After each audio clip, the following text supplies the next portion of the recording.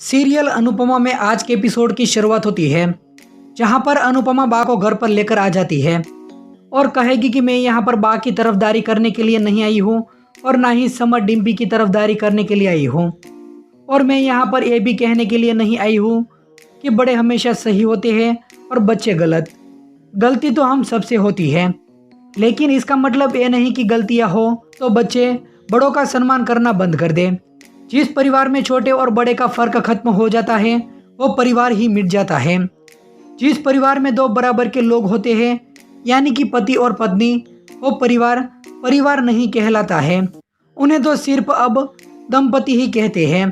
परिवार तो तब बनता है जब घर में छोटे और बड़े एक साथ में रहे, और यह सबका सिंपल सा हिसाब है कि बड़े छोटों को स्नेह देंगे तो छोटे बड़ों को सम्मान देंगे, तभी जाकर घर में शांति से चलेगा। स्नेह और सम्मान दोनों में से किसी एक का भी छूटना मतलब परिवार का टूटना। इसमें बड़ों को भी सोचना चाहिए और बच्चों को भी। मन में है वो पूरी तरह से बोलने की छूट है, लेकिन गलत टोन से मत बोलो। गलत टोन में भी कही हुई सही बात भी गलत हो जाती है, इसीलिए लहजा और लिहाज ये भी मत भूलना। और तमीज कोई कपड़ा नहीं है जो पूरा ना हो गया तो उसे फेंक दें। हम नई पीढ़ी के लोग हैं और हमारी नई जिंदगी भी है, लेकिन तमीज कभी भी पुरानी नहीं होती है। बा ने जब जब गलत किया है तब तब मैंने इसका विरोध भी किया है, और कई बार तो इन्होंने कई सारी बात भी कही है, लेकिन मैंने नहीं मानी है।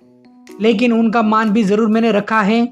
तुम लोग हमारे जैसे तो नहीं बन सकते और ना ही बनना चाहते हैं, तो मत बनो। लेकिन एक बात अच्छी तरह से कान खोलकर सुन लो और याद रखो कि ये घर सबसे पहले बा और बापूजी का है। हमारे लिए हमारे बड़े बुजुर्ग भगवान समान होते हैं, और तुम लोगों को ऐसा नहीं मानना है तो मत मानो, लेकिन हमारे भगवान का अपमान करने का तुम लोगों को कोई भी हक नहीं है। डिम्पी, तुम भी याद रखना कि ये तुम्हारे साथ तुम्हारे घर में नहीं रह रहे हैं, तुम इनके साथ इनके घर में रहती हो। ये चाहे तो एक सेकंड में तुम्हें क्या, तुम्हारे माता पिता को भी घर से बाहर निकाल सकते हैं, लेकिन तुम में से कोई भी यहाँ से इसे जाने से नहीं कह सकते, क्योंकि ये घर इनका है। तो मेहरबानी करके इन्हें अपने ही घर में अनचाहे मेहमान की तरह मत महसूस होने दो। और बा यहाँ से कहीं पर भी नहीं जाएगी, और तुम लोगों को यहाँ पर रहना है तो रह सकते हो, लेकिन तुम का मुद्दा ये नहीं कि साथ में है या नहीं, मुद्दा तो यह है कि प्यार है या नहीं। साथ में रहना ये ज़रूरी नहीं है, प्यार से रहना ये ज़रूरी है। और जिस परिवार में प्रेम नहीं है, सम्मान नहीं है, अपनापन नहीं है, उस परिवार का साथ रहने का कोई भी मतलब नहीं है। और ये घर है ना, अब्बा और बापूजी ने बनाया है। मेहनत करने की भी एक उम्र होती है, उन्होंने अपने टाइम पर किया, लेकिन अब तुम्हारा टाइम है, इसीलिए बा अपने घर में रहेगी। और डिम्पी, अगर तुम्हें यहाँ पर रहने में मुश्किल है तो तुम दोनों जवान भी हो और कमा भी रहे हो और अपने पैरों पर खड़े भी हो, सब कुछ कर सकते हो, तो जाओ अपनी अलग दुनिया बसा लो। और सिर्फ आज के झगड़े की बात नहीं कर रही हूँ, लेकिन रोज रोज के झगड़े से अलग रहना ही अच्छा है। फिर पाखी को भी समझाती हुई नजर आएगी और कहेगी कि ये तेरा ही घर है, सब लोग तुझसे बहुत प्यार करते हैं और तेरा पूरा हक भी है ये घर पर, लेकिन ससुराल भी तेरा ही है, उसे भी तुझे ही देखना है। और तूने मुझे कहा था कि तू अपने पैरों पर खड़ी होगी और अपनी पढ़ाई पर भी पूरा ध्यान देगी, तो अभी तेरी एग्ज़ाम आ रही है तो पढ़ाई भी कौन करेगा। और किंजल और तोशु, तुम दोनों भी एक बार बात करके फैसला कर लो कि ज़िंदगी में आगे क्या करना है, ऐसे ही अटके रहना है या फिर आगे बढ़ना है। और मिस्टर शाह, आप क्यों रोज के झगड़े में पड़ते हैं? काव्या को आपकी बहुत ज़रूरत है, आप उन पर ध्यान दीजिए।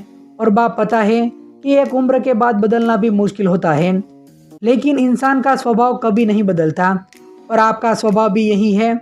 लेकिन मेरे लिए ज़रा शांति रखिए और अपनी ज़ुबान को ज़रा काबू में रखिए।